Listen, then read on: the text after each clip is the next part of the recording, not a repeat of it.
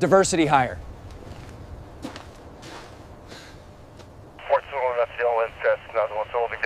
The helicopter door yawned open at 8,000 feet, and Sergeant Nia King felt hands not wind shove her into the darkness. No parachute, no warning. Just the crew chief's last words cutting through the rotor wash. Should have stayed on the ground, Ranger. The Hindu Kush mountains spun beneath her peaks like broken teeth, waiting to chew her up. But as the freezing air tore at her face, something shifted inside her chest. Not panic, calculation. Because they'd forgotten one critical detail about throwing a Ranger out of a helicopter. We don't fall. We adapt. Okay. Before we begin this story, hit that subscribe button and stay until the very end. Comment what city you're watching from, so I can see how far Nia's story travels. Now let's dive in. The morning started 6 hours before Nia King became a body in free fall. She'd known something was wrong the moment she walked into the briefing tent at Forward Operating Base Rhino. The air felt dense, loaded with the kind of silence that precedes violence. Delta Force operators clustered around the map table, and when she entered their conversation, died like someone had cut a wire. Sergeant King, Major Cole Rohr, didn't look up from the satellite imagery. His voice carried that particular texture of dismissal that military men perfect when they want you to know your presence offends them. Didn't expect to see you on this manifest. Nia set her rifle case down with deliberate care.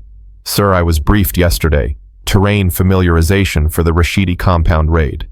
Terrain familiarization. Rohr's smile didn't reach anywhere near his eyes. He was 40-something, weathered like old boot leather with the kind of face that looked carved rather than born. That's what they're calling diversity hires now. The other operators shifted.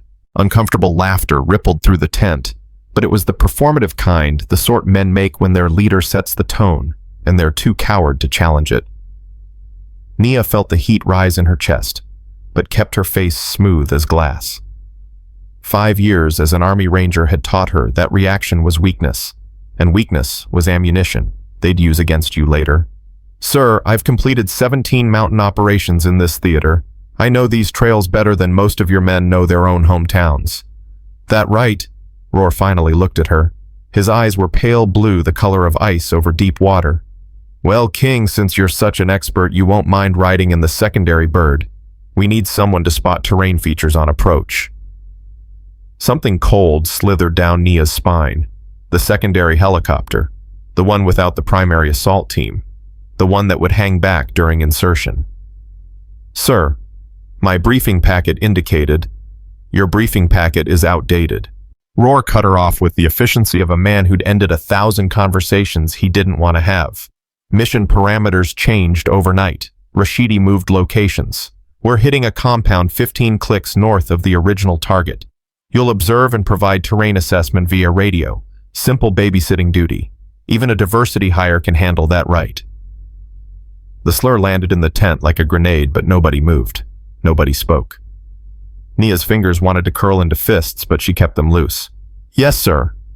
Outstanding. Wheels up in 90 minutes. Dismissed. She grabbed her rifle case and walked out, and she could feel their eyes on her back, heavy, assessing, dismissive.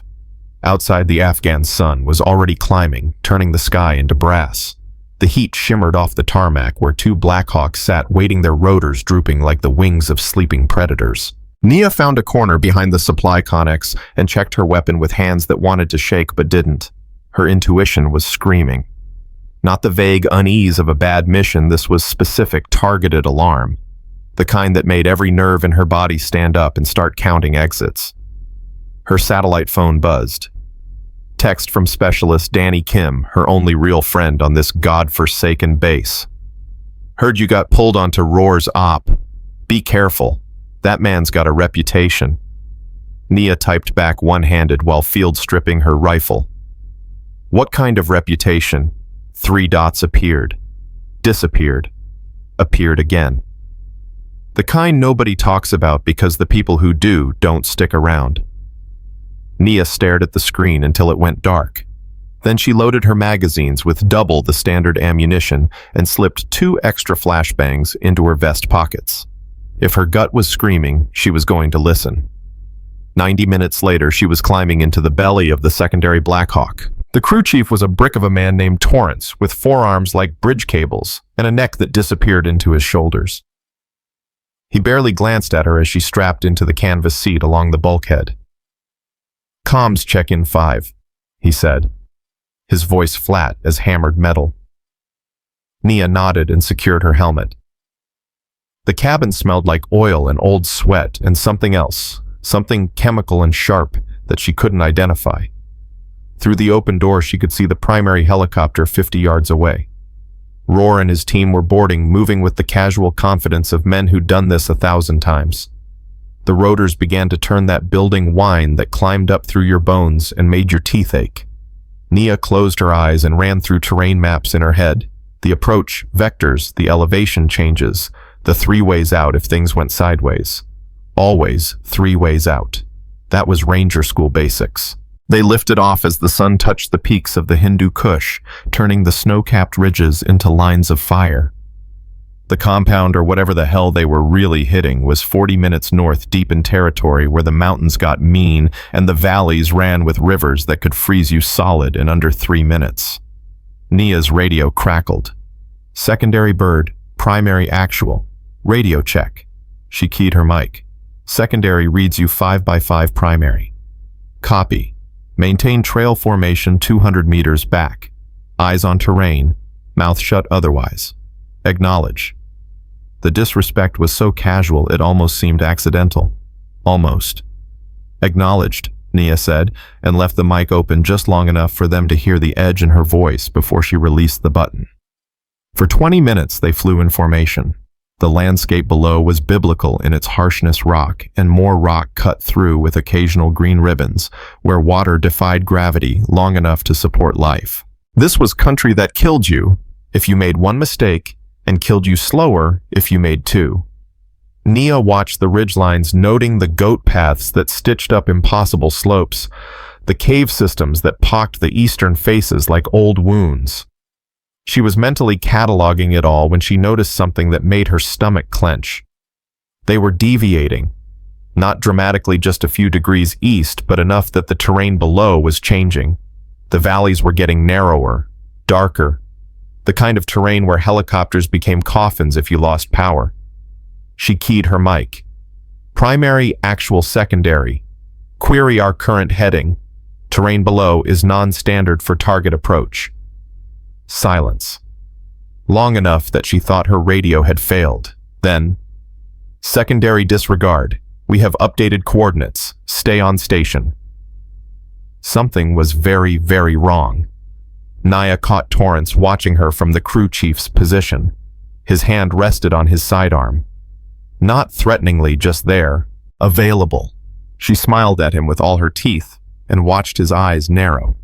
The helicopter banked, following the primary bird, into a valley so narrow she could have thrown a rock and hit both walls. The river below was a black ribbon swollen with snowmelt and rage. This wasn't an approach vector. This was a killing box. Nia's hand moved to her rifle, but Torrance was faster. The pistol appeared in his hand like a magic trick, aimed center mass at her chest. "Don't," he said. Simple. Direct. "Crew chief, what the hell is this?" "This is you learning when to keep your mouth shut." He raised his voice over the rotor wash. "Sergeant King has become a liability to this operation. She's been relieved of duty." Nia's blood turned to ice water. "On whose authority?" "Mine." Roar's voice crackled through her helmet. She looked out the door and saw the primary Blackhawk had peeled off climbing for altitude, leaving her bird alone in the valley. "You've been asking too many questions, King. Poking into things that aren't your concern. Rashidi's compound raid. That's just paperwork. The real operation is something you're too much of a Boy Scout to understand. You're running drugs." The pieces clicked together with horrible clarity. "The Rashidi connection is cover for trafficking. You're using military assets to move heroin out of Afghanistan." Roar laughed, and it was the ugliest sound Nia had ever heard over a radio. "Smart girl. Too smart. That's always been your problem. You think being smart matters. You think playing by the rules means something. Out here, King, the only rule is survival, and you just failed that test." Torrance stood up, moving with the ease of a man who'd done this before. His free hand went to Nia's harness. She drove her elbow into his throat. The gun went off a deafening crack in the confined space, but the round punched through the cabin wall instead of through her. Torrance staggered back, gagging, and Nia ripped off her harness with hands that had stopped shaking and started calculating. 3 ways out. Always 3 ways out. Except there was only one door, and Torrance was blocking it, and the pilot was bringing the helicopter around for God knew what, probably to make her death look like an accident. She feinted left, and Torrance bought it, swinging the pistol to track her movement. Nia pivoted right and drove her boot into his knee. Something popped cartilage ligament, maybe bone. He screamed and went down. But the pilot was screaming too, and the helicopter was tilting, and then Nia understood. They weren't trying to shoot her. They were going to throw her out. The helicopter lurched and she stumbled toward the open door. Torrance's hand shot out and caught her vest, but instead of pulling her back, he shoved. Hard. Should have stayed on the ground, Ranger. The sky and the earth traded places. Nia's stomach jumped into her throat as gravity remembered she existed and decided to collect. The rotor wash hammered her sideways, spinning her like a leaf in a storm. The helicopter was already pulling away, getting smaller, and through the open door, she could see Torrance's face, not triumphant, not angry, just empty. The wind tore at her, trying to rip away her helmet, her vest, her skin. 8,000 feet, maybe 9. The altimeter on her wrist was spinning backward, counting down the seconds until she became a crater. This was how she died. Thrown away like trash by men who saw her life as an inconvenience. But something happened between heartbeat 1 and heartbeat 2. The panic that should have paralyzed her instead crystallized into diamond-hard focus. She was falling at terminal velocity, roughly 120 miles per hour. The river below was her only chance. Water was survivable if you hit it right, if you positioned your body to minimize impact force, if you picked your entry point where the river was deepest and the current strongest, if you treated physics like a puzzle instead of a death sentence. Nia spread her arms and legs, arching her back to control the spin. The world stopped tumbling and locked into a single vector down.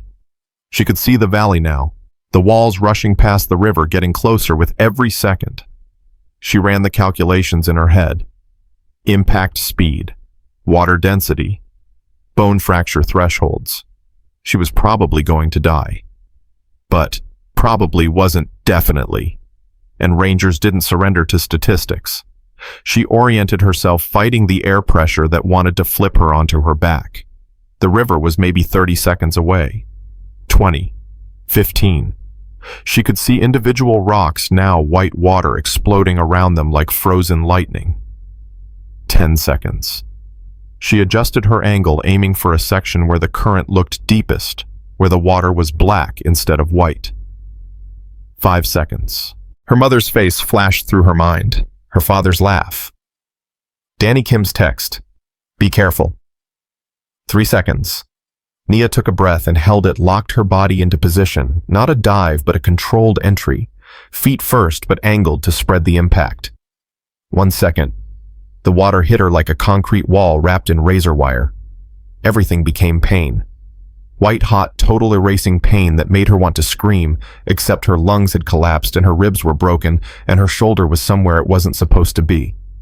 The current grabbed her and dragged her down, tumbling her over rocks that gouged and tore. She couldn't tell which way was up, couldn't breathe, couldn't think beyond the animal need to survive. Her head broke the surface and she gasped, sucking in air and water and blood. The current was pulling her downstream faster than she could process, and her left arm wasn't working right. It hung at a wrong angle, the shoulder dislocated. Rocks. She needed to get out of the current before the rocks found her. She kicked toward the bank, using her good arm to paddle, and her ribs screamed with every movement. The vest was weighing her down. She fumbled one-handed with the releases and let it go, watched it disappear into the current. The bank was 5 yards away. 3. 1. Her hand found rock and she pulled herself out of the water like something being born, gasping and shaking and alive. For maybe 60 seconds, she just lay there on the gravel, staring at the sky that had tried to kill her. Then she heard it, distant but getting closer. The helicopter. They were coming back. Nia forced herself to move. Her left shoulder was useless, the arm hanging like dead meat. She braced her back against a boulder and grabbed her left wrist with her right hand. She'd done this before in training, never thought she'd have to do it for real. She took 3 breaths. On the 4th, she pulled. The shoulder joint popped back into its socket, with a sound like a branch breaking. Nia bit down on her collar so hard she tasted blood. But she didn't scream, didn't make a sound, because they were looking for a body, not a survivor, and she was going to use that. The helicopter appeared over the ridgeline, flying low and slow spotlight stabbing down into the river. She could see Torrance leaning out the door, scanning the water. Nia pressed herself against the boulder and pulled her emergency blanket from her pocket, silver on one side, olive on the other. She draped it over herself, olive side out, and became part of the landscape. The spotlight passed over her position, moved on, came back, held. Torrance was looking right at her. Nia could see his face in the backwash of the spotlight, could see him raising binoculars. Her hand found a rock. Not much of a weapon, but it was something. The spotlight moved on. The helicopter made 2 more passes, then climbed and headed south, back toward the base. Back to file a report about a tragic training accident that resulted in the death of Sergeant Nia King, who fell from a helicopter during a routine familiarization flight. They'd have a memorial service, flag at half-mast. Her mother would get a folded triangle and a firm handshake and condolences from men who'd ordered her murder. Nia sat there on that freezing riverbank, broken ribs grinding with every breath, and felt something she'd never felt before. Not rage. Rage was hot and blind and stupid. This was colder, sharper. This was purpose. She took inventory. Her rifle was gone with the vest. She had her sidearm, a Sig Sauer P320 in a thigh holster, 2 spare magazines, her knife, the emergency blanket, a small medical kit, and the satellite phone in her pocket that had somehow survived the fall intact. Most importantly, she had training. 5 years of Ranger School that had beaten into her skull the fundamental truth that special operations soldiers don't quit, don't surrender, don't die easy. And she had something else. She had information that powerful men would kill to protect. Nia looked up at the mountains, at the peaks that glowed like embers in the setting sun. Roar thought this was over, thought gravity and water and cold would finish what he'd started. He'd forgotten something important about Rangers. They don't need parachutes. They just need a reason to survive. And she'd just been given the best reason in the world. The cold came for her before the pain could settle. Nia's teeth started chattering within minutes of the helicopter disappearing over the ridge. The wet combat trousers clung to her legs like ice, and her gray t-shirt was plastered to her skin, the deep neckline doing absolutely nothing to preserve body heat. Water dripped from her ponytail, each drop feeling like a small betrayal, her own body trying to kill her when men had already failed. She forced herself to stand. Her ribs protested with sharp, bright agony that made her vision swim, but she stayed upright through sheer spite. Falling down now meant not getting back up, and she hadn't survived an 8,000-foot drop just to let hypothermia finish the job. The satellite phone came out of her pocket, still sealed in its waterproof case. She checked the screen, cracked but functional. Signal strength showed 2 bars. Enough. Her fingers were already stiffening from cold as she pulled up Danny Kim's contact, but she stopped before hitting send. They'd be monitoring communications. Roar wasn't stupid, sloppy, arrogant, but not stupid. The moment she made contact with the base, he'd know she was alive. He'd scramble assets, send men to finish what gravity couldn't. She needed to think like prey that had just become predator. Nia pocketed the phone and started moving upstream away from where the helicopter had searched. Every step sent pain radiating through her torso, but pain was just information. Information meant you were still alive enough to process it. The riverbank gave way to loose scree that threatened to roll under her boots with each step. She climbed anyway, angling toward a cluster of boulders that would provide cover and elevation. Ranger training had drilled it into her skull. Always take the high ground. Always control your sight lines, always have an escape route. She reached the boulders as the sun touched the western peaks and the temperature started its nightly plunge toward lethal. Her medical kit yielded one emergency heat pack, and she cracked it with shaking hands, shoving it inside her shirt against her stomach. The warmth was almost painful against her frozen skin. Then she pulled out the phone again, not to call, to listen. She accessed the tactical frequency that Roar's team had been using during the flight. Military channels weren't encrypted against someone who already had the access codes, and Roar had been too confident or too stupid to change them after throwing her out. Static crackled, then voices emerged. Shasetara, Shah, confirming zero visual on the body. Current strong enough she could be 5 clicks downstream by now. Torrance's voice tight with something that might have been concern. Doesn't matter. Roar sounded relaxed, almost bored. Water that cold, impact at that speed.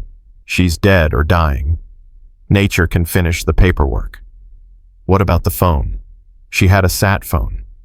Encrypted and password protected. Even if it survived, she won't.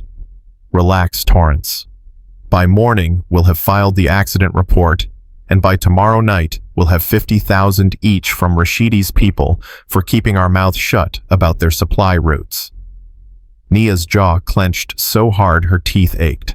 Another voice joined younger, uncertain. Major, what if someone asks questions King had friends on base? That specialist Kim. Kim's a nobody with no pull and no proof. King's death was a tragic accident during a reconnaissance flight. The flight recorder will back that up once we edit it. Her body will turn up in a few days downstream, and by then, decomposition will hide any inconvenient details. This is handled, Martinez. Stop acting like it's your first time cleaning up a mess. The casual way he said it, like murder, was just another administrative task, made something cold and hard crystallize in Nia's chest. They were right about one thing.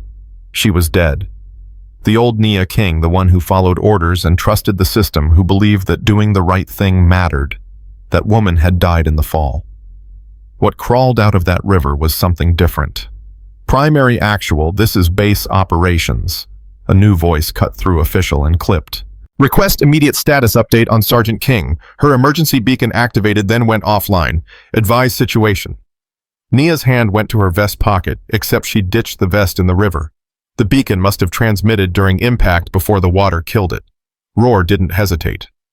Base Ops primary actual. King fell from the secondary bird during a reconnaissance pass. Estimate 8,000 feet into the Kondak River. We've conducted search operations, but visibility is limited. Requesting additional SAR assets at first light. Copy that primary. How did she fall? Negative. Wasn't a fall, she jumped. Showed signs of psychological distress during pre-flight. Said something about not being able to do this anymore. We were repositioning to land when she went out the door. Nia's breath caught. The son of a bitch was trying to make it look like suicide. Primary. Are you saying Sergeant King took her own life? Base Ops. I'm saying she was exhibiting warning signs we should have caught. This is on me. I should have grounded her. Roar's voice carried exactly the right amount of grief and guilt. The man should have won an Oscar. Request you notify her family and initiate casualty protocols. And Base Ops, tell them she was a good soldier. She just couldn't handle the pressure. The frequency went quiet.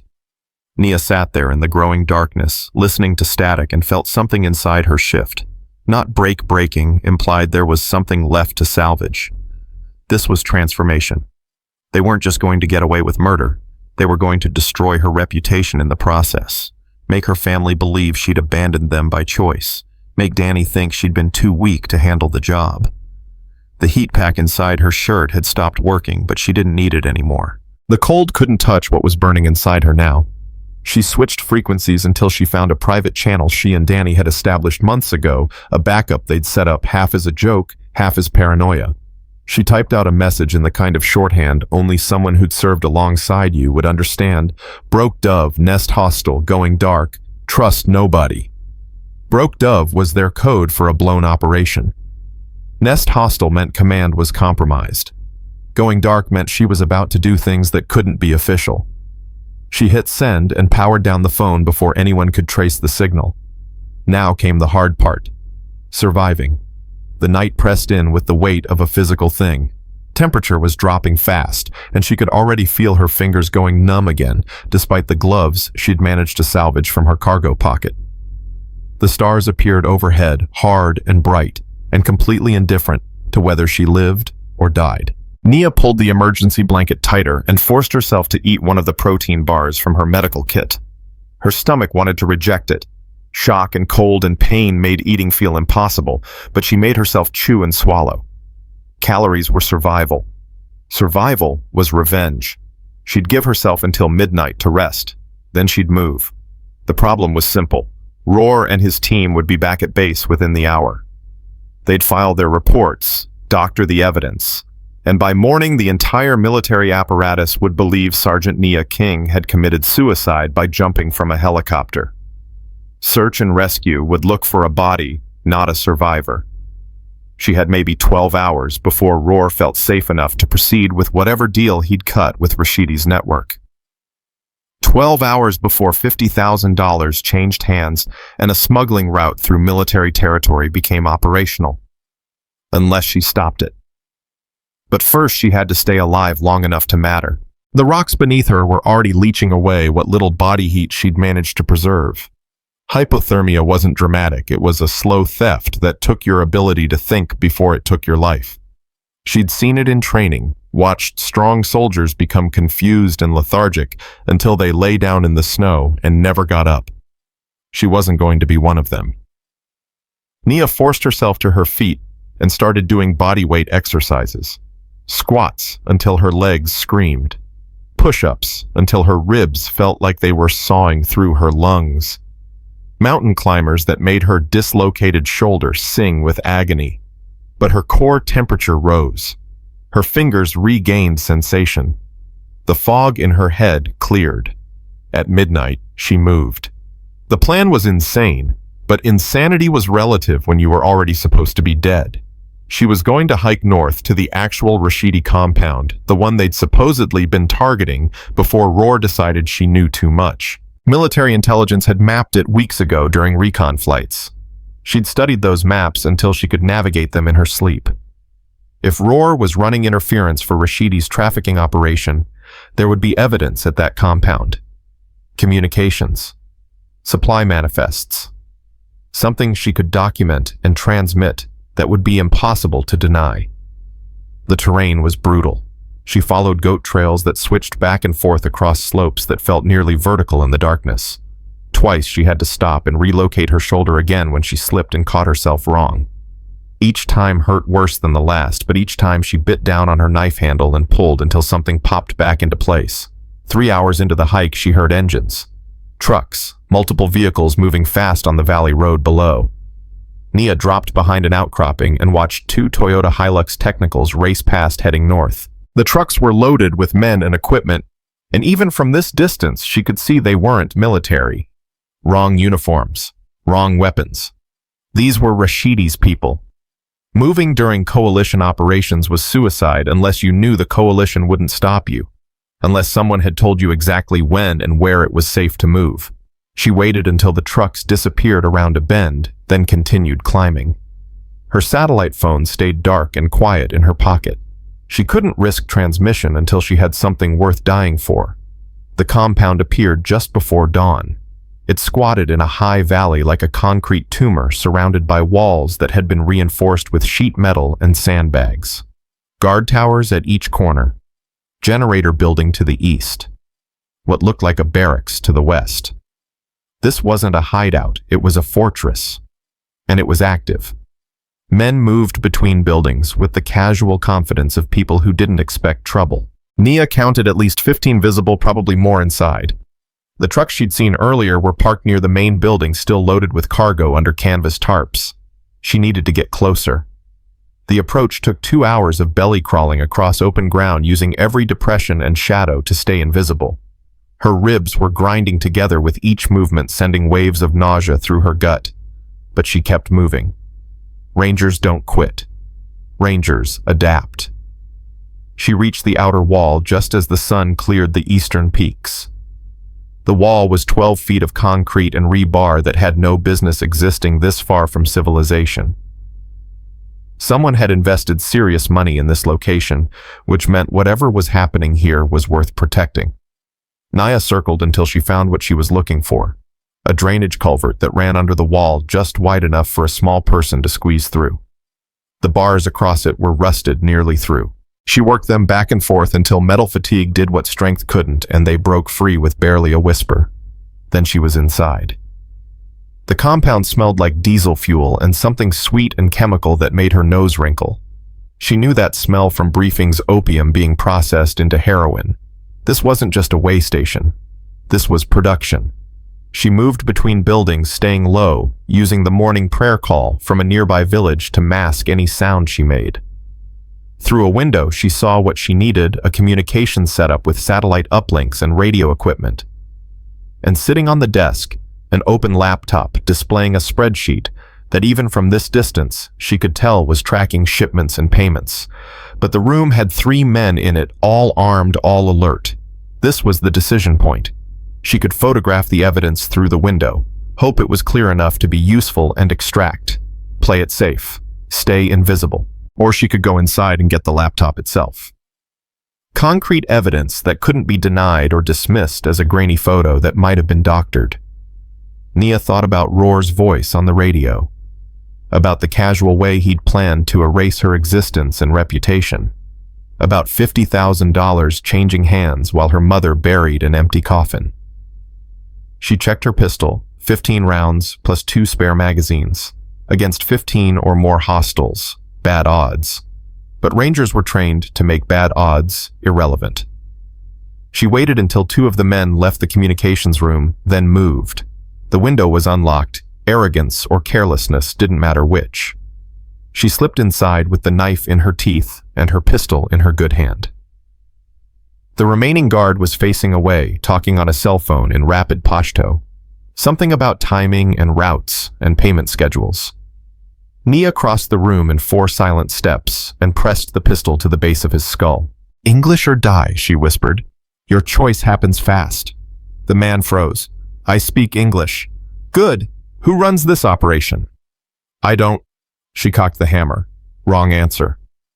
"Rashidi. Rashidi runs everything, but he has partners, American partners who provide protection." "Names." "I don't know names. They come at night. They wear no insignia. They take their payment and leave." "Please, I am just a driver. I know nothing important." Nia believed him. Lower-level players never knew the whole picture. She hit him with the pistol grip, not hard enough to kill, just enough to shut him down for a few minutes, and he crumpled. She grabbed the laptop, yanked out the cables, and was halfway to the window when she heard voices outside. Too many voices. She looked out and saw men converging on the building. Someone must have noticed the broken window bars, or the missing guard, or maybe she'd just run out of the luck that had gotten her this far. The door burst open, and 2 men rushed in with AK-47s raised. Nia shot the first one through the chest before he could process what he was seeing. The second got off a burst that stitched holes across the wall where her head had been a heartbeat earlier. She put 2 rounds center mass, and he went down. But now everyone knew she was here. She grabbed the laptop and ran. The compound exploded into chaos. Men shouted and weapons fired and bullets punched through walls like they were paper. Nia sprinted toward the gate, firing behind her without aiming, just trying to make them keep their heads down. She almost made it. The bullet caught her in the left calf, and suddenly she was on the ground with her leg on fire and the laptop skittering across the dirt. She rolled, brought her pistol up, and shot the man who'd hit her. He dropped, but 3 more were coming around the corner. This was it. This was where the story ended. Then something streaked overhead with a sound like tearing fabric, and the building behind her exploded. Nia looked up and saw the most beautiful thing she'd ever witnessed, a Predator drone banking for another pass, its Hellfire missiles turning the compound into a parking lot for the apocalypse. Someone had sent the cavalry. She grabbed the laptop and crawled toward the gate as the world came apart behind her. The drone made another pass, and another building ceased to exist. Men were running, screaming, dying, and she should have felt something about that, but all she felt was the wild, savage joy of survival. She cleared the gate and kept crawling until the wall was between her and the destruction. Then she pulled out the satellite phone and turned it on. 12 missed calls, all from Danny Kim. She hit callback, and he answered before the first ring finished. "Nia, oh my God. Nia, where are you? The whole base thinks you're dead." Not yet. Her voice came out rough, damaged. But I need extraction right now. I'm at the actual Rashidi compound, and I have evidence that Roar is running drugs for them. I've got the laptop with everything. Nia, I don't understand. Roar filed a report that you jumped from. I didn't jump, Danny. They threw me out. Roar is dirty, and he tried to kill me to hide it. I need you to get birds in the air right now before they figure out I'm still breathing. Okay. What are your coordinates? She read them off the phone's GPS while behind her the compound continued to burn. Birds are launching in 10 minutes. Can you hold position? Nia looked at her shredded calf at the blood pooling under her leg at the compound that would be sending survivors her way any minute now. I don't really have a choice. Nia. Danny's voice cracked. Just stay alive. Okay, please. That's the plan, she said, and meant it. Because staying alive was no longer just about survival. It was about walking back into that base with evidence in one hand and a middle finger raised with the other. It was about watching Roar's face when he realized the woman he'd thrown away was about to throw him into a cell. It was about proving that Rangers don't need parachutes. They just need a reason. And she'd found hers. 10 minutes felt like 10 hours when you were bleeding out behind enemy lines. Nia pressed her hand against the bullet wound in her calf and watched the blood seep between her fingers. The pain had gone from sharp to dull to a kind of nauseating throb that made her vision pulse in and out of focus. She'd already used her belt as a tourniquet, but that was buying time, not stopping the clock. The laptop sat next to her screen, cracked but still functional. She'd managed to pull up the files before her hands started shaking too badly to type. What she saw made her forget about the hole in her leg for exactly 30 seconds. Shipping manifests, payment records, GPS coordinates of supply routes, and names. God, so many names. Not just Roar. Major Thompson from Logistics, Captain Davies from Intelligence, even Colonel fucking Hendricks, the base commander who'd pinned her Ranger tab on her chest 2 years ago and told her she was the future of the Army. They were all in on it. The entire command structure at FOB Rhino was dirty.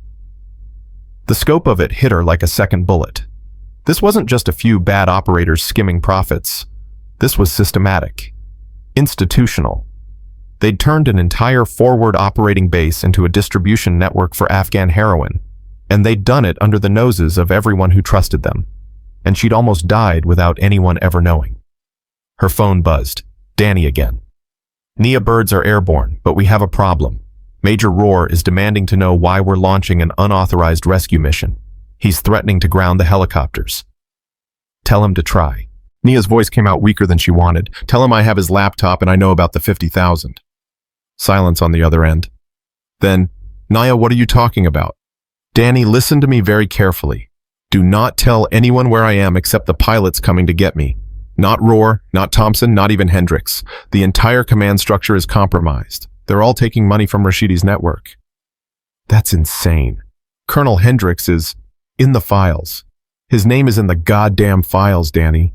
They threw me out of a helicopter because I was getting too close to their operation. Everything I'm telling you is on this laptop. But if Roar figures out I'm still alive with evidence, he's going to do everything he can to make sure I don't make it back to base. She heard Danny breathing hard, processing.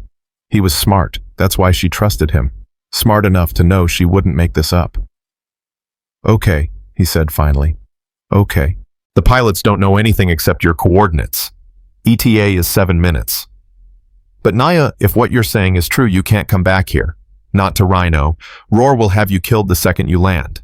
I know. So, what's the plan? Nia looked at the laptop, at the files that could burn down an entire base's worth of careers, at the evidence that men had died for, and she'd survived for. The plan is I get on that helicopter and we fly straight to Bagram, to Jag, to someone so far up the chain that even a corrupt colonel can't touch them. That's going to start a war. Good. Nia's hand was going numb from blood loss. I'm tired of losing. She heard it then, the distinctive whump of rotor blades cutting through mountain air. But the sound was wrong. Too many engines. And coming from the wrong direction. Danny, how many birds did you send? 2 Blackhawks. Why? Because I count 3 helicopters inbound, and one of them is coming from the south. She squinted through the haze of pain and smoke. Danny, one of those birds isn't ours. Oh God, Nia Rohr just left the operations center. He said he was going to coordinate your rescue personally. The pieces fell into place with sickening clarity. Rohr wasn't going to let her get extracted. He was going to intercept her and finish what he'd started.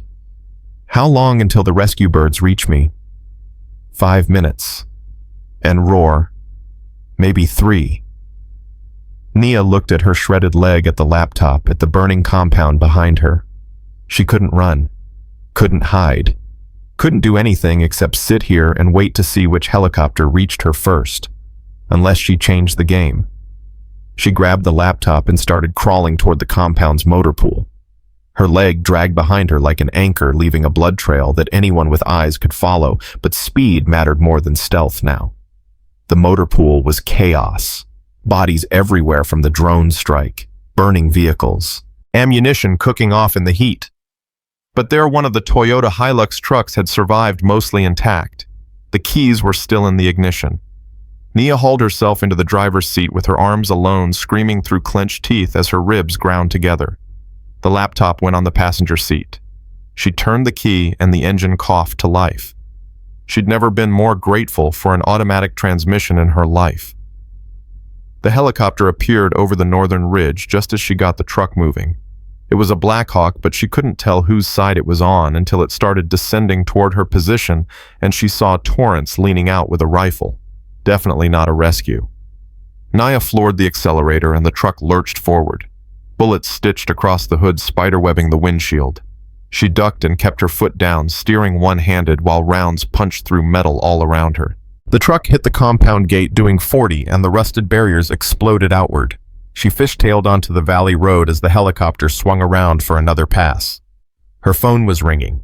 She answered on speaker, fighting the wheel as the truck bounced over ruts that sent agony shooting through her entire body. Nia, where are you going? Danny sounded panicked. The rescue birds are at your last coordinates. Tell them to follow the road north out of the compound. I'm in a white Toyota with bullet holes and a very motivated crew trying to kill me. Jesus Christ. The helicopter dove and Torrance opened up with what sounded like a machine gun. The rear window exploded. Nia jerked the wheel hard right, and the truck skidded onto a side trail that was barely more than a goat path too narrow for the helicopter to follow directly. But it didn't need to follow. It just needed to get ahead of her. The Black Hawk roared overhead and positioned itself a quarter-mile up the trail, hovering right in her path. Torrance had swapped the rifle for something bigger, looked like an M240. That weapon would cut the truck in half. Nia saw the ridge to her left and made a decision that was either brilliant or suicidal. She yanked the wheel hard and sent the truck off the trail up the slope, bouncing over rocks that would have flipped a normal vehicle. The Toyota screamed in protest but kept climbing. The helicopter tried to adjust, but the terrain was too tight. It had to pull up to avoid the cliff face. That gave her maybe 20 seconds. She crested the ridge and saw salvation. The other 2 helicopters were racing up the valley below, close enough that she could see the door gunners scanning for targets. Close enough that if she could just get their attention, she grabbed her pistol and fired 3 shots into the air. The universal signal for distress. One of the helicopters broke formation and angled toward her position, but Rohr's bird was coming back around and now she was stuck on top of a ridge with nowhere to run and a truck that was belching smoke from its engine. The laptop. She grabbed it, tucked it inside her torn shirt against her skin, and bailed out of the truck just as Torrance's machine gun opened up. The Toyota came apart in a shower of sparks and shrapnel. Nia hit the ground hard and started crawling toward an outcropping. Her vision was graying at the edges. Blood loss, shock, both. Didn't matter. She just needed to stay conscious long enough for the good guys to reach her, if there were any good guys left. The rescue helicopter was landing 50 yards downslope. She could see soldiers jumping out, weapons raised, scanning for threats. But Rohr's bird was circling, looking for a shot, and she was caught in the middle with no cover and no options. Someone was shouting her name. She tried to respond, but her mouth wasn't working right. The world was getting fuzzy around the edges, sounds becoming distant and dreamlike. Then she heard Roar's voice over a loudspeaker from the circling helicopter. Sergeant King is a fugitive who attacked a coalition compound and stole sensitive materials. She is armed and extremely dangerous. Shoot on sight.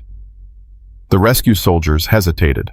She could see it in their body language, the confusion, the uncertainty. They'd been sent to rescue a fallen soldier, but now their superior officer was telling them she was the enemy. Nia's hand found her pistol, but she couldn't make her fingers work. Couldn't do anything except watch as the soldiers approached with weapons trained on her. This was how it ended. Not from the fall, not from the bullet in her leg, but from the word of a man who knew how to weaponize the chain of command. Then someone stepped between her and the approaching soldiers. Danny Kim, in full combat gear, hands raised. "Stand down," he shouted at the rescue team. "I'm Specialist Kim. I sent you. This soldier is critically wounded and needs immediate medical evacuation. Specialist Major Roar has ordered." "I don't give a damn what Major Roar ordered." Danny's voice cracked with fury. "This woman survived an 8,000-foot fall and fought her way through an enemy compound to get intelligence that exposes a trafficking network.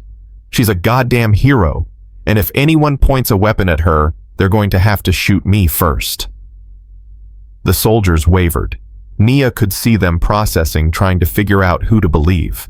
Roar's helicopter was descending now, clearly intent on landing and taking control of the situation. In about 30 seconds, he'd be on the ground and it would be over. He'd take the laptop, destroy the evidence, kill her if he had to, and claim it was justified. Unless she played the only card she had left. Nia pulled the laptop out from under her shirt and held it up. Her voice came out barely above a whisper, but in the sudden silence, everyone heard it. "Everything's uploaded. Cloud storage. Time-stamped. If anything happens to me, it goes public." She hadn't actually uploaded anything. Her hands had been shaking too badly, and she'd lost consciousness twice. But Roar didn't know that. He couldn't know that. His helicopter jerked to a halt in midair. The rescue soldiers lowered their weapons, sensing the shift in dynamics, even if they didn't understand it. Danny ran to her and dropped to his knees, hands already pulling medical supplies from his pack. "You lying son of a bitch," he whispered. "You didn't upload anything, did you?" "Not yet." Nia managed something that might have been a smile. "But I will if you can keep me alive long enough to do it." "Deal." He started working on her leg while she kept the laptop visible, held up like a talisman that could ward off bullets and betrayal. Roar's helicopter was still hovering, and she could imagine the conversation happening inside it. Could picture Roar trying to calculate whether he could kill her and retrieve the laptop before the upload completed. The problem with men like Roar was they thought everyone operated like they did. He couldn't conceive that she might actually have a backup plan, might have already sent copies to people who wouldn't be bought off or scared into silence. She hadn't, but he didn't know that. "We need to go," one of the rescue pilots shouted. "We're sitting ducks up here." Danny helped Nia to her feet or foot since her left leg was now a useless meat anchor. She hopped toward the helicopter with his support clutching the laptop, watching Roar's bird circle like a shark that couldn't quite commit to the attack. They were 10 feet from the Black Hawk when Torrance leaned out with the machine gun. Nia didn't think, just reacted. She threw the laptop at Danny, drew her pistol with her left hand, the bad shoulder, the one that had been dislocated twice, and fired at Torrance. The shot went wide, but it made him flinch, made him hesitate that crucial half-second. Danny dove into the helicopter with the laptop. The rescue team opened up with suppressing fire, and Nia felt strong hands grab her vest and haul her inside. The helicopter lifted off so fast her stomach tried to stay on the ground. Through the open door she could see Roar's bird turning to follow, but the pilot was already pushing the Black Hawk into a dive toward the valley floor, using the terrain to break line of sight. Someone was working on her leg. Someone else was trying to start an IV. Nia let them do their jobs and focused on the laptop that Danny was holding like the Holy Grail. "Can you actually upload this?" she asked. Danny's fingers were already flying over the keyboard. "I can do better than upload it. I can transmit it directly to JAG at Bagram, to NCIS, to CID, and to about 6 different congressmen's offices, whose email addresses I may have borrowed from the base commander's computer." "You hacked Hendricks." I got paranoid after your message. Figured if the command structure was dirty, I should know exactly how dirty. He looked up and there was something fierce in his eyes that Nia had never seen before. You were right. Hendricks has been taking payments for 18 months. There are emails, Nia. Contracts. They weren't even trying to hide it because they never thought anyone would look. The helicopter banked hard and Nia's vision swam. The medic was saying something about blood pressure and shock, but his voice sounded like it was coming from underwater. How long to Bagram? She managed to ask. 20 minutes. But Nia... The pilot's voice crackled over the internal comms. We have a problem. FOB Rhino is demanding we return to base. They're threatening to classify us as hostile if we don't comply. Ignore them, Danny said. We have evidence of... You don't understand, Specialist. They're scrambling interceptors. F-16s out of Kandahar. If we don't turn around, we're going to have fighters on our tail. Nia's blood-starved brain struggled to process this. They were going to send jets, going to shoot down a medevac helicopter, going to kill everyone on board rather than let the evidence reach Bagram. The corruption went deeper than she'd imagined, deeper than just one base. This was cancer in the bones of the military itself. How far to Bagram? She asked again. 20 minutes. And how long until the fighters reach us? Maybe 10. Nia looked at Danny, at the laptop, at the medic who was pumping fluid into her veins and probably wondering how he'd ended up in the middle of a military coup. Can you finish the upload in 10 minutes? Danny's hands paused on the keyboard. Maybe. Probably. If the signal holds and nobody shoots us down first. Then do it. Nia grabbed the pilot's attention. And you keep flying. Don't slow down, don't turn around, don't even think about landing. Those men at Rhino threw me out of a helicopter, and now they're trying to finish the job. If we let them win, every soldier who ever trusted the system becomes a sucker. The pilot met her eyes in the reflection of his visor. Whatever he saw there made him nod. Yes, ma'am. The helicopter pushed forward, maxing out its speed. Danny's fingers danced across the keyboard, and Nia lay on the vibrating floor, watching her blood pool around her, and wondered if she'd survived falling out of the sky just to get shot out of it. The F-16s appeared on radar 7 minutes later. 2 contacts inbound fast, the co-pilot reported, his voice tight. They're vectoring to intercept. Upload status? Nia asked. 60%, Danny said. I'm sending it to every recipient simultaneously, but the files are huge, and this satellite connection is... I don't need the tech specs. Can you finish before they reach us? I don't know. The radio crackled. A new voice, crisp and official. Unidentified Blackhawk, this is Saber 2-1. You are ordered to return to forward operating base Rhino immediately. Acknowledge. The pilot looked at Nia. She shook her head. Blackhawk, you have 10 seconds to acknowledge, or you will be classified as hostile. Do you copy? Still, she shook her head. The pilot keyed his mic. Saber 2-1, be advised, we are transporting a critically wounded soldier to Bagram for emergency medical care. Request you contact JAG at Bagram for clarification of negative Blackhawk. Your mission is compromised. RTB immediately, or we are weapons free. Danny's laptop chimed. 80%. The jets were visible now, 2 silver darts screaming toward them, with the kind of speed that made the helicopter look like it was standing still. 90%.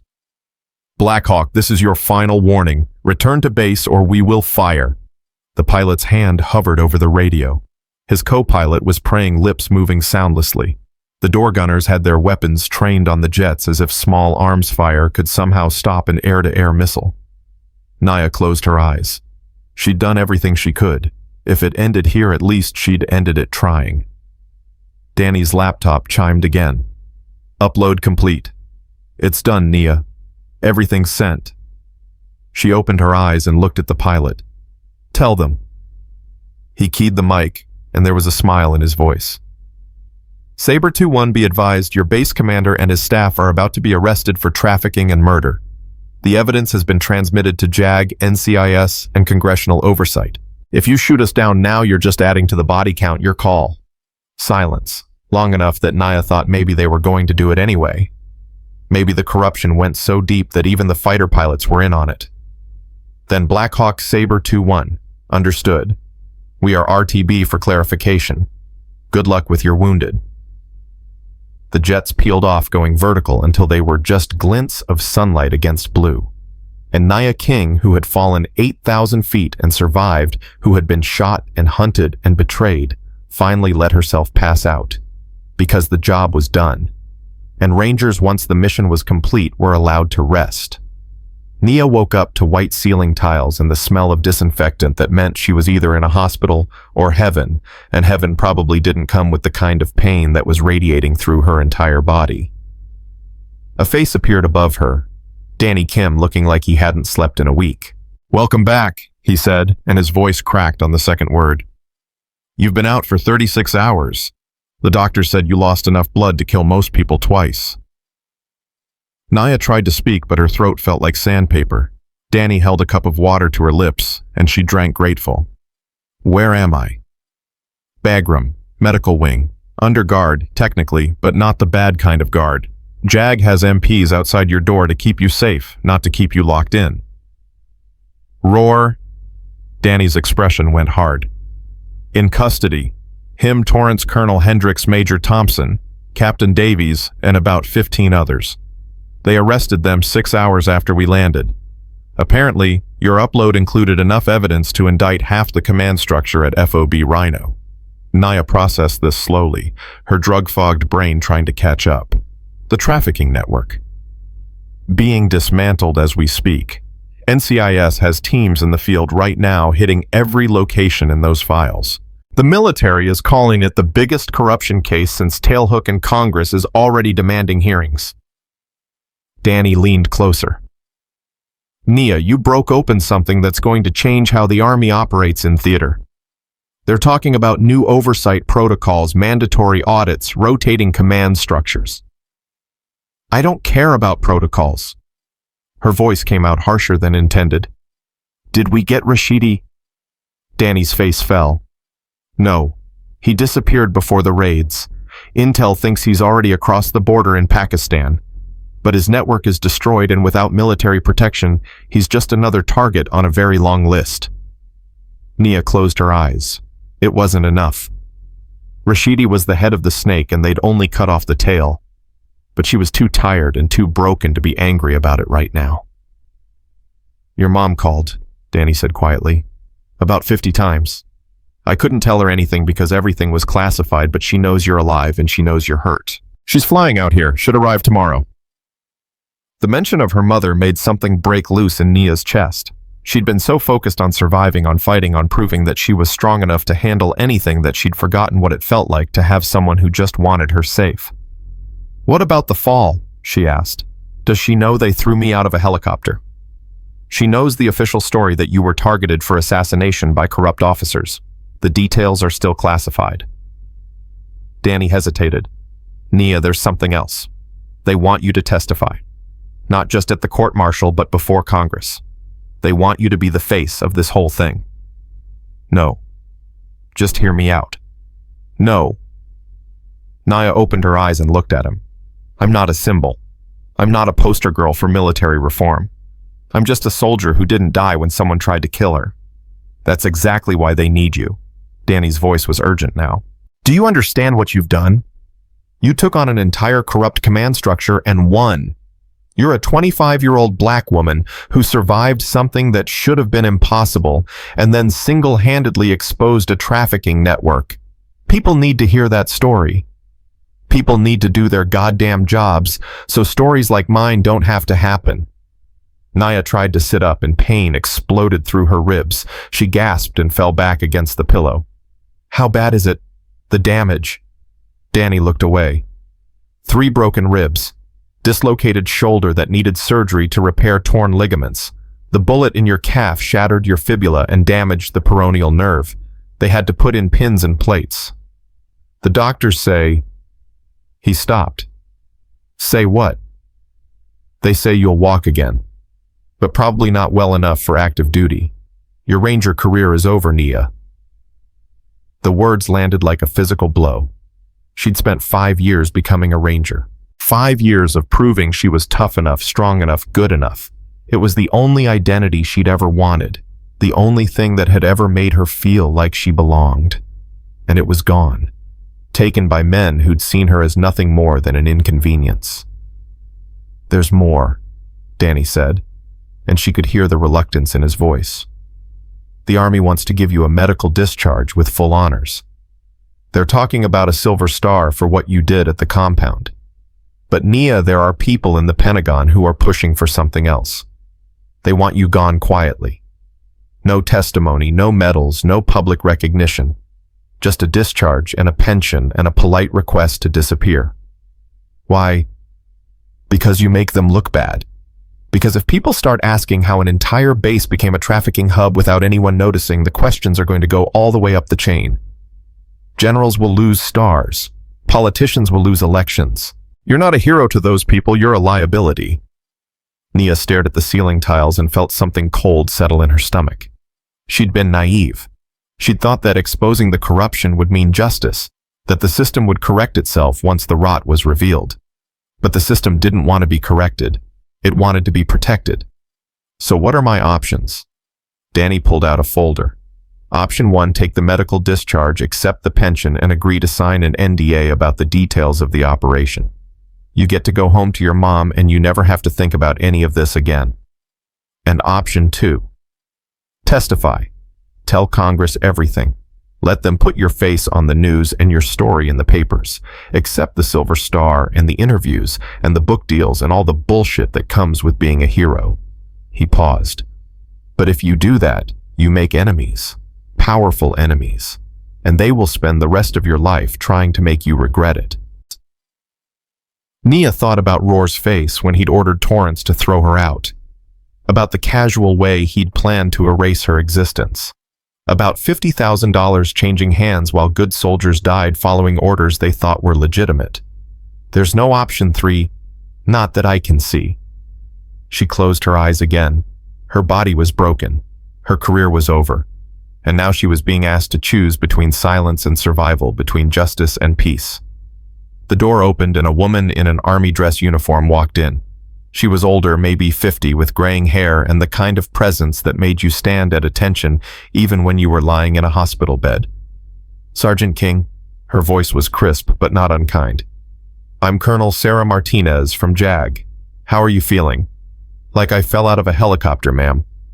Martinez's lips twitched. "I imagine so. Specialist Kim, would you give us a moment?" Danny squeezed Nia's hand and left. Martinez pulled up a chair and sat down with the casual confidence of someone who'd already won whatever battle they were fighting. "I'm not going to waste your time with small talk," she said. "You've put us in a difficult position. On one hand, you're a genuine hero who exposed criminal activity at great personal risk. On the other hand, you've embarrassed the military at the worst possible time. We're already dealing with recruitment issues and public trust problems. This scandal is gasoline on a fire we've been trying to put out for years." "With respect, ma'am, that sounds like a you problem." Martinez smiled. "It does, doesn't it? But here's the thing, Sergeant. We can make this go away. We can bury you in paperwork and NDAs and classification stamps until nobody remembers your name. Or we can turn you into the biggest military story of the decade. And I need to know which one you want." "What do you want, Colonel?"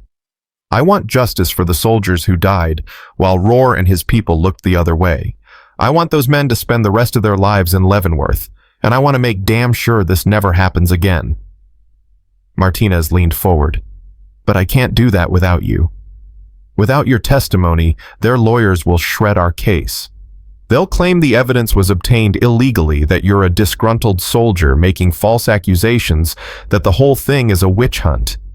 With you on the stand telling your story in your own words, we have a case that's airtight. And if I say no, then they probably walk. Maybe some of them do time, but the big players will cut deals and be back in civilian life within 5 years. Roar will write a book about how he was scapegoated. Hendricks will get a consulting job with a defense contractor. And every corrupt officer in the military will learn that all you need to get away with anything is a good lawyer and a willingness to wait it out. Nia felt the weight of it pressing down on her chest, heavier than broken ribs. You're asking me to relive the worst experience of my life in front of cameras and congressional committees and hostile lawyers who are going to try to make me look like the villain. Yes. You're asking me to become a public figure when all I ever wanted was to be a soldier. Yes. You're asking me to paint a target on my back for the rest of my life. Martinez didn't flinch. Yes. I'm asking you to do the hardest thing you've ever done, which is saying something considering you survived an 8,000-foot fall. I'm asking you to be brave one more time, even though you've already been braver than anyone has a right to expect. And I can't promise you it will be worth it, because the truth is that justice doesn't always feel satisfying, and doing the right thing doesn't always come with a reward. She stood up, preparing to leave. Think about it. You have 48 hours before I need an answer. But Sergeant, whatever you decide, you've already done more than enough. Nobody would blame you for choosing peace over principle. After she left, Nia lay in the silence and tried to imagine what peace would look like. Going home to her mom's house in Atlanta. Maybe going back to school. Finding a job that didn't involve people trying to kill her. Living a quiet life where the worst thing that happened to her was traffic on I-85. It sounded nice. It sounded safe. It sounded like surrender. Her phone buzzed. She'd gotten it back from Danny, screen still cracked but functional. A text from a number she didn't recognize. Sergeant King, this is Captain Jessica Torres, Army CID. I know you're being pressured to testify. I want you to know that whatever you decide, there are people in this military who have your back. You're not alone. Another text came in. Then another. And another. Soldiers she'd never met sending messages of support. Officers from other bases who'd heard her story. Even a general she'd only seen once during a parade telling her she'd made the Army proud. Her phone kept buzzing until she had to turn it off because the notifications wouldn't stop. She wasn't alone. That was the thing that men like Roar never understood. They thought power came from rank and money and the ability to make people disappear. But real power came from something else. It came from standing up when everyone expected you to stay down. It came from speaking truth when silence was safer. It came from being the person who said no when everyone else was saying yes, sir. Danny came back in carrying food that smelled like actual spices instead of hospital cafeteria sadness. You okay? He asked. No. Nia took the food anyway. But I'm going to be. Does that mean you've decided? She thought about her mother who'd raised her to believe that being black meant working twice as hard for half the recognition. Who'd taught her that sometimes the only way to change a system was to refuse to let it break you. She thought about the women who'd come after her, who'd enlist and get their ranger tabs and deploy, and who deserved to know that the military would have their backs when things went wrong. She thought about Roar's face when he'd called her a diversity hire. When he'd treated her life as expendable because he'd assumed nobody would care enough to ask questions. Yeah, she said. I've decided. And I'm going to testify. I'm going to tell the whole truth. And then I'm going to watch those bastards go to prison. Danny grinned. That's my ranger. Former ranger, she corrected, but there was no bitterness in it, just acceptance. They took my career, but they didn't take who I am. And who I am is someone who doesn't quit just because the mission gets hard. Over the next week, Nia learned what hard really meant. The depositions were brutal. Lawyers for Roar and the other defendants tried to paint her as unstable, as someone with a grudge against authority, as a soldier who'd fabricated evidence to cover up her own failures. They brought up every negative performance review she'd ever received, every time she'd questioned an order, every moment of doubt she'd ever expressed. They tried to break her, but you can't break someone who's already survived falling out of the sky. Colonel Martinez prepped her for testimony with the kind of intensity that made Ranger School look relaxed. She drilled Nia on dates, times, conversations, emotions. Made her relive every moment from the briefing tent to the riverbank to the compound raid until the story was carved into her bones. They're going to try to confuse you, Martinez said. They're going to try to make you angry. They're going to suggest that you wanted this to happen so you could be a hero. Don't let them control your emotions. Just tell the truth clearly and calmly, and let the evidence speak for itself. Her mother arrived, and that was its own kind of crisis. Grace King was a small woman with the same dark skin and sharp eyes as her daughter, and she walked into the hospital room like she owned it. "Baby." That was all she said, but it was enough. She held Nia while Nia cried for the first time since the fall and didn't ask questions, didn't demand explanations, just held on tight and whispered that everything was going to be okay. "Mama, my leg will heal. My career was never the only thing that defined you." Grace pulled back and looked her daughter in the eye. "Nia Simone King, you listen to me.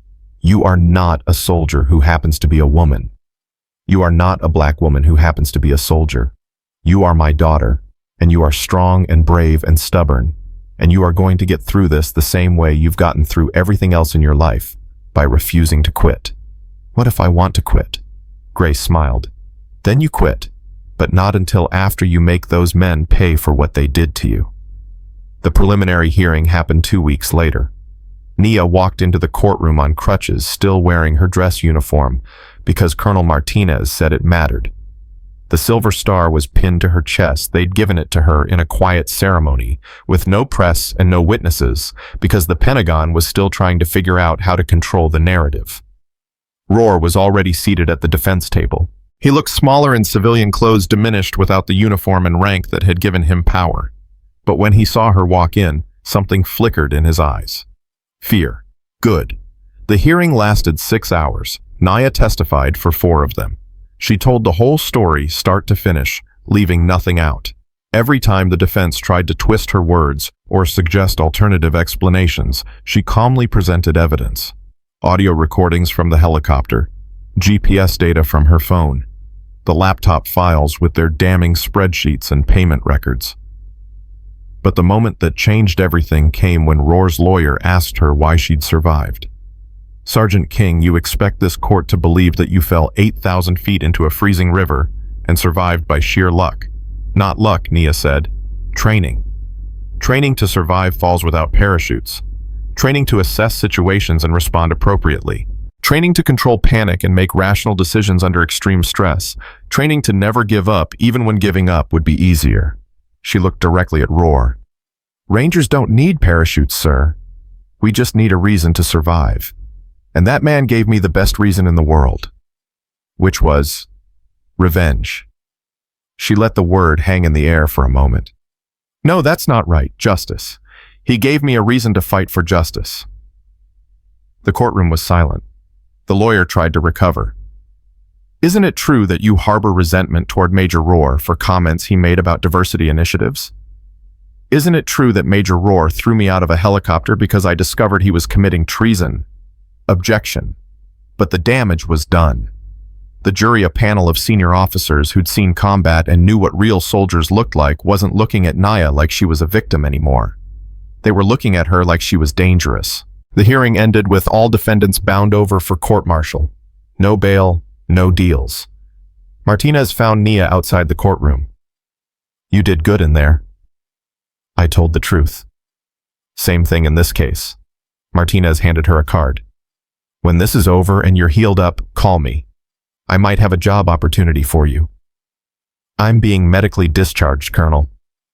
"I'm aware. The job I'm thinking of doesn't require you to run marathons or jump out of airplanes. It just requires you to be smart and tough and unwilling to let bad people get away with bad things." Martinez smiled. "Think about it."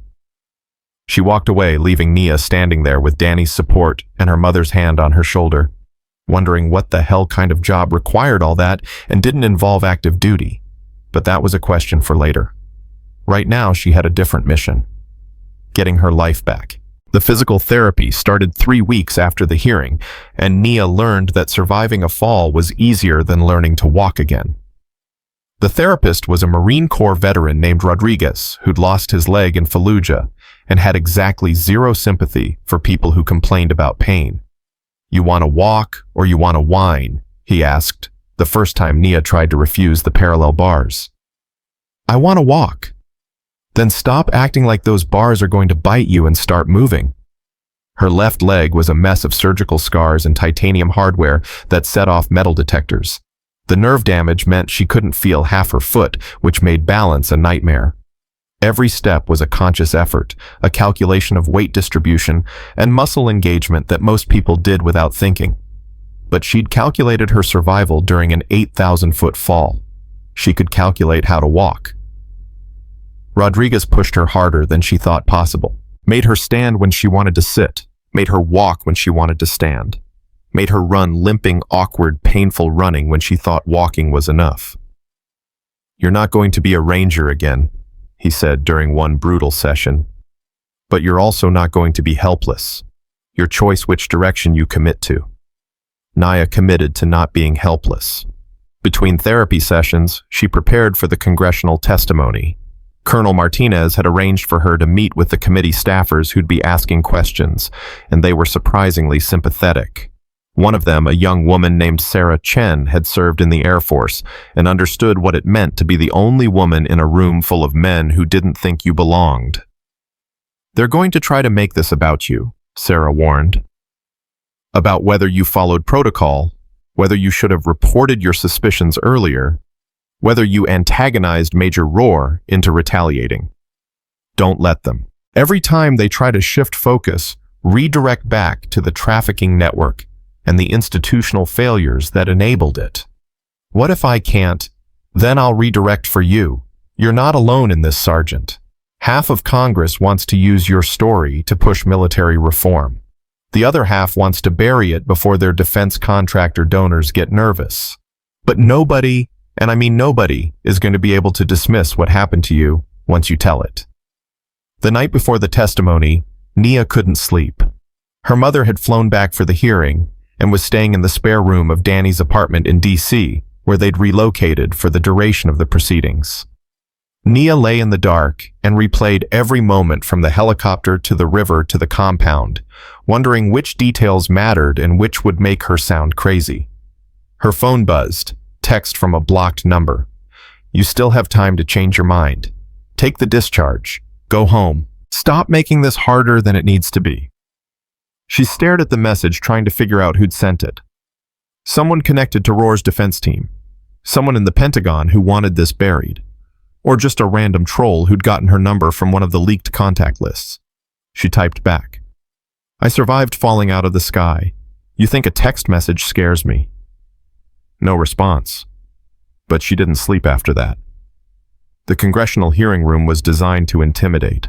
High ceilings, dark wood paneling, rows of senators and representatives seated above like judges at a trial. Cameras everywhere. Press packed into the gallery. Nia walked in on her crutches. She'd refused the wheelchair because she was damned if she'd look weak, and took her seat at the witness table. Martinez sat beside her along with two other JAG officers who'd helped build the case. Across the room, Rohr's civilian lawyer watched with the expression of a man calculating angles. The committee chairman, a white-haired senator from Texas named Morrison, called the hearing to order. "Sergeant King, thank you for being here. I know this hasn't been easy." "No, sir, it hasn't. I'm going to ask you to tell us in your own words what happened on the night of October 15th. Take your time. We're not going anywhere." So she told it. All of it. The briefing where Rohr had called her a diversity hire. The helicopter ride where everything felt wrong. The moment Torrance cut her harness and hands shoved her into darkness. The calculation during freefall. The impact. The cold. The realization that they'd left her to die. She told them about crawling out of that river with a dislocated shoulder and broken ribs. About relocating her own shoulder against a boulder while biting down screams. About intercepting Rohr's radio traffic and learning that her death was just paperwork to men who'd sworn to protect their soldiers. She told them about the compound raid. About finding evidence that implicated not just Rohr, but an entire network of officers. About getting shot while extracting that evidence. About being hunted by the same helicopters that should have been rescuing her. And she told them about the upload. About Danny Kim risking his career to transmit files while fighter jets threatened to shoot them down. About the moment when those jets turned away because someone in the chain of command decided that evidence mattered more than covering up embarrassment. The room was silent when she finished. Not the awkward silence of people who don't know what to say, the heavy silence of people processing something that changes how they see the world. Senator Morrison cleared his throat. Sergeant, you mentioned that Major Rohr called you a diversity hire. Do you believe your race or gender played a role in his decision to target you? I believe I was targeted because I was close to discovering his trafficking operation. But I also believe he chose me specifically because he thought nobody would ask too many questions about a black woman falling out of a helicopter. He was wrong. A senator from California leaned forward. What do you mean wrong? He assumed I was disposable. That's where he made his mistake. Because real rangers don't quit. We don't give up. We don't let gravity or bullets or corrupt officers decide when we're done. We decide that for ourselves. Martinez had coached her on that answer, but the emotion behind it was pure Nia. She could see it landing with the committee, see them understanding that this wasn't just about corruption. This was about institutional assumptions that got people killed. But then, a senator from Virginia, a retired Army colonel named Webb, started asking the questions she'd been dreading. Sergeant King, you testified that you infiltrated a hostile compound alone, killed 2 enemy combatants, and stole classified materials. Is that accurate? I retrieved evidence of criminal activity, sir. Without authorization, without backup, without following proper protocol for intelligence gathering. Sir, the proper protocol was being run by people who'd tried to murder me. I used the resources available. The resources available included lethal force. You killed 2 men, Sergeant. Nia met his eyes. Yes, sir, I did. They were shooting at me. I shot back. That's called combat. Combat requires proper authorization under the rules of engagement. Did you have authorization to engage those targets? This was it. The trap they'd been building toward. If she said yes, she was lying. If she said no, she was admitting to unauthorized killings that could be prosecuted. Martinez started to object, but Nia spoke first. Sir, I was thrown out of a helicopter by a superior officer who decided I was inconvenient. I was hunted across hostile territory by men who were supposed to be my brothers in arms. I was shot, bled, and left to die. And when I survived all of that, I was told that the evidence I'd gathered might not be admissible because I didn't get the right signatures on the right forms. She leaned forward, and her voice was steel. So with all due respect, Senator, I don't give a damn about whether I had proper authorization. I had something better. I had the will to survive and the spine to fight back. If that makes me a criminal, then prosecute me, but you're going to have a hard time convincing anyone that I'm the villain in this story. The gallery erupted, applause shouting, reporters scrambling for quotes. Morrison banged his gavel, but the chaos continued for a full minute before order was restored. Webb looked like he'd swallowed something bitter. No further questions. The hearing lasted another 4 hours. Other senators asked about the trafficking network, the institutional failures, the oversight mechanisms that should have caught this earlier. They questioned Martinez about the evidence about the chain of custody, about whether the case would hold up in military court. But the story they'd remember was Nia's, the woman who fell 8,000 feet and came back fighting. After it was over, Martinez pulled her aside. You went off script. I know. That speech about not giving a damn about authorization that's going to be quoted in every news outlet by morning. I know. Martinez smiled. Good, because that's exactly what they needed to hear. The court-martial proceedings took 3 months. Nia testified again, this time in military court where the rules were stricter and the lawyers were sharper. But the evidence was overwhelming. The laptop files, the audio recordings, the testimony from Danny and the helicopter crew, and even some of Rashidi's captured associates who'd been offered deals in exchange for cooperation. Rohr tried to claim he'd been following orders from higher up, that Colonel Hendricks had pressured him into the operation, that he'd never intended to kill Nia, just scare her into silence. Nobody believed him. The military judge was a woman named Colonel Patricia Okonkwo, who'd served 3 tours in Iraq and had a reputation for being harder than coffin nails. She listened to 3 months of testimony with an expression that gave away nothing, and when the time came for sentencing, she didn't hesitate. Major Cole Rohr, you are hereby sentenced to 30 years in military prison without possibility of parole. Your rank is stripped. Your pension is forfeited, and you will be dishonorably discharged from the United States Army. She gave similar sentences to the others. Hendricks got 25 years. Torrance got 20. Even the lower-level officers who'd looked the other way got time. Nia watched from the gallery and felt something she hadn't felt in months. Relief. It was over. Really, truly over. After the sentencing, she found Danny outside the courthouse. He'd been promoted to sergeant and transferred to a cushy intelligence posting at the Pentagon, a reward for his role in exposing the corruption. "So what now?" he asked. "Now I figure out how to be a civilian." "You're not going to take Colonel Martinez's job offer." Nia had thought about it. Martinez wanted her to join a special investigations unit that looked into military corruption and misconduct. It was important work, necessary work. But it was also work that would keep her trapped in the world that had tried to kill her. "I don't know yet," she admitted. "Part of me wants to burn my uniform and never think about the military again. But another part—" She trailed off, trying to find the words. "Another part knows that if I walk away, I'm letting them win. Not Roar, he's already lost. But all the people who think women like me don't belong. All the officers who will look at this case and think the real problem was that I didn't know my place. So you're going to stay in just to spite them?" "I'm going to stay in because someone has to, because the next black woman who enlists deserves to know that the system will protect her if things go wrong, because Rangers don't quit just because the mission gets hard." Danny hugged her, and she let him, and for a moment, she was just a 25-year-old woman who'd been through hell and come out the other side. But only for a moment. 6 months later, Nia stood in Colonel Martinez's office at Fort Bragg.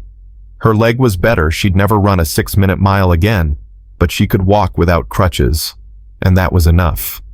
The nerve damage was permanent but manageable. The scars were fading, but would never fully disappear. She was different now, harder, more careful, but also more certain of who she was and what she was worth. Martinez looked up from her desk. "Sergeant King, Sergeant, or should I say Special Agent King?" "Special Agent sounds weird. You'll get used to it. Your first assignment is investigating financial irregularities at Fort Hood. Nothing as dramatic as Roar's operation, but important nonetheless. Think you can handle it." Nia thought about falling through darkness, about crawling out of freezing water, about fighting her way through an enemy compound with a bullet in her leg, about staring down senators and lawyers and men who'd wanted her silent. "Yes, ma'am. I can handle it." "Good," because King Martinez stood and extended her hand. "The Army needs people like you. People who don't break when the system fails them. People who fight back instead of giving up. I'm glad you decided to stay." They shook hands, and Nia felt something shift. Not healing, she'd never fully heal from what had happened, but acceptance.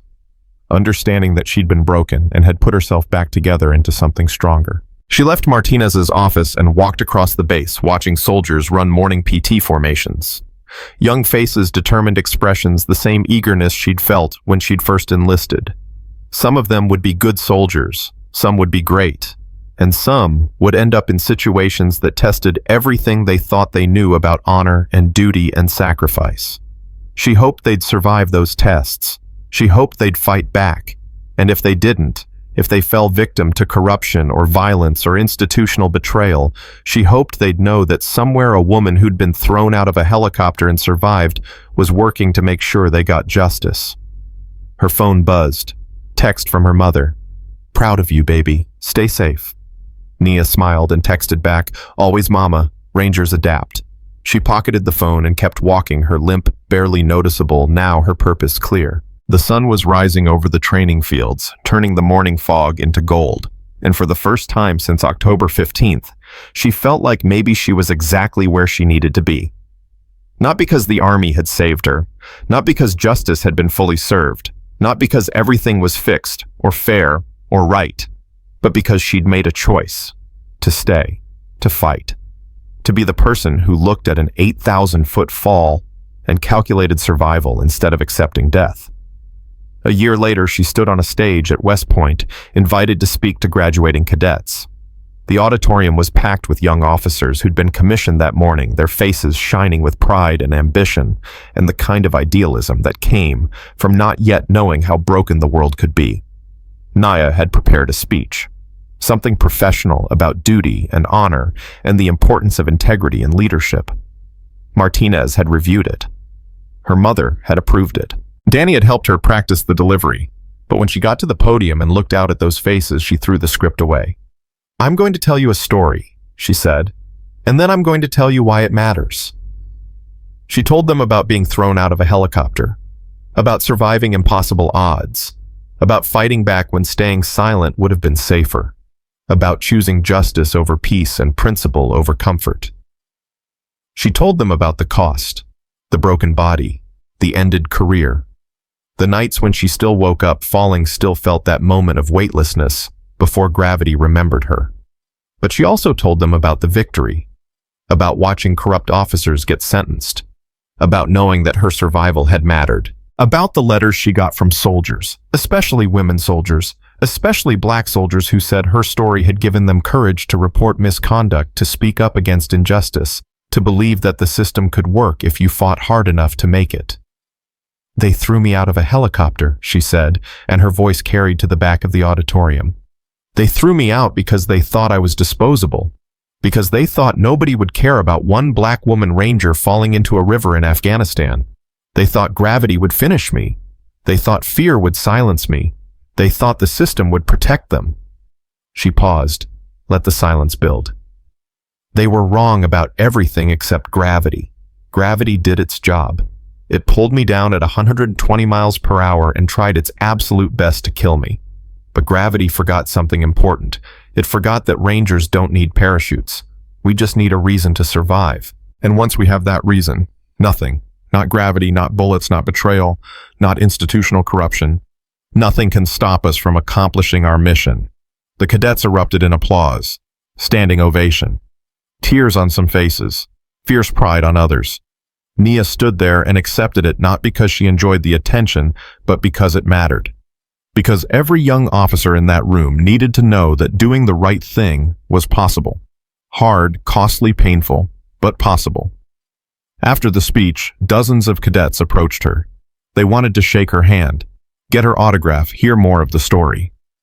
One young woman, black like Nia, with similar sharp eyes and determined jaw, waited until the others had dispersed. "Special Agent King, thank you. I've been the only black woman in every unit I've trained with. Sometimes I wonder if I made a mistake enlisting. But your story makes me think maybe I can do this." Nia really looked at her and saw herself 5 years ago. Young, eager, convinced that hard work and integrity would be enough. "What's your name?" "Second Lieutenant Jennifer Harris, ma'am." "Lieutenant Harris, I'm not going to lie to you. It's going to be harder for you than it is for your male classmates. You're going to have to work twice as hard for half the recognition. You're going to encounter men who think you don't belong, and there will be days when you question whether it's worth it." Harris's face fell, slightly disappointment creeping in. "But here's what I want you to remember," Nia continued. "They threw me out of a helicopter and I survived. Not because I'm special, not because I'm superhuman, but because I refused to let their expectations define what I could accomplish. You're going to face obstacles, Lieutenant. Some of them might even try to break you. But if you remember that you're a soldier first and everything else second, if you trust your training and your instincts and your worth, you'll survive. And more than survive. You'll change the system just by refusing to be broken by it." Harris stood straighter. "Yes, ma'am." "And Lieutenant, when it gets hard, and it will get hard, remember that somewhere a woman who fell 8,000 feet is rooting for you. You're not alone in this fight." They shook hands, and Nia felt the circle complete. She'd survived for this, not for revenge, not for glory, but for this moment, this connection, this passing of strength from one generation to the next. That evening, she sat in her apartment, a small one-bedroom in Alexandria that didn't feel like home yet, but was getting there, and called her mother. "How is West Point?" "Good, Mama. Really good." "You sound different, lighter." Nia thought about that. "Maybe I am. For the first time since it happened, I feel like I'm not just surviving anymore. I'm actually living." "That's what I've been waiting to hear, baby." Her mother's voice was warm with emotion. "You know what your grandmother used to say? She said the strongest people aren't the ones who never break, They're the ones who break and then put themselves back together and keep going. You've done that, Nia. You've earned your peace. But peace wasn't quite the right word for what Nia felt. Peace implied stillness, acceptance, and ending. What she felt was more complex purpose mixed with pain, victory mixed with vigilance, strength tempered by the knowledge of how close she'd come to losing everything. She'd been thrown from a helicopter and survived. But surviving wasn't the end of the story. It was just the beginning of understanding what survival meant. It meant carrying forward. It meant using her pain to prevent others' pain. It meant being the voice for soldiers who couldn't speak up, the advocate for victims who didn't know how to fight back, the proof that the system could be changed by people who refused to accept how broken it was. Danny texted later that night, "Saw clips of your speech. You made every major news outlet. Twitter is calling you a hero." She texted back, "I'm not a hero. I'm just someone who didn't die when they tried to kill me." That's literally the definition of a hero. No, a hero is someone who saves others. I'm still learning how to save myself. But maybe that was enough. Maybe learning to save yourself was the first step to saving anyone else. Nia stood at her window, looking out at the city lights, and thought about falling. About how for those long seconds between the helicopter and the river, she'd been completely alone with gravity and terror and the certainty of death. About how she'd transformed that certainty into calculation, that terror into focus, that loneliness into determination. They'd thrown her away like trash. She'd crawled back like a soldier. And in the years to come, she'd do more than crawl. She'd investigate corruption that other agents were afraid to touch. She'd advocate for victims who'd been silenced. She'd train new investigators in the art of refusing to quit. She'd testify at trials and hearings and committees, her story becoming a blueprint for institutional reform. She'd limp for the rest of her life, wake with nightmares some nights, carry scars that would never fade. But she'd also carry something else, the unshakable certainty that she was exactly as strong as she needed to be. Because Rangers don't need parachutes. They just need courage, calculation, and the absolute refusal to let gravity have the last word. And Sergeant Nia King, Special Agent Nia King, had proven that in the most definitive way possible. They threw the black girl out of the helicopter at 8,000 feet, and she walked back into their lives on her own 2 feet, carrying evidence of their crimes, demanding justice for their betrayal, and proving once and for all that some people don't fall. They fly without wings, survive without mercy, and win without permission.